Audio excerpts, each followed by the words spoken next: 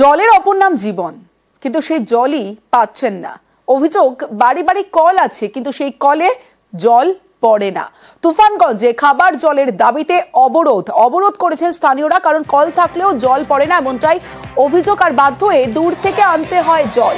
আর এই অবস্থা, এই যে সমস্যা, এই সমস্যা ভানুকুমারীর ১ নম্বর ব্লকের বাসিন্দাদের। কেন এই সমস্যা, কেন জল নেই সেই এলাকায়, জানাবে শুভঙ্কর রয়েছে আমার সঙ্গে। শুভঙ্কর,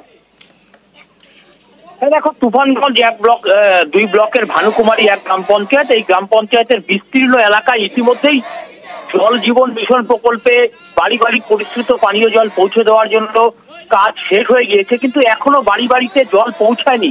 ফলে বাসিন্দাদের এখনো ভরসা অগভীর নলকূপের জল পান করতে হয় এবং বাসিন্দাদের এতে শারীরিক দিক থেকে বিভিন্ন রকম সমস্যা দেখা দিচ্ছে বলে বাসিন্দাদের অভিযোগ।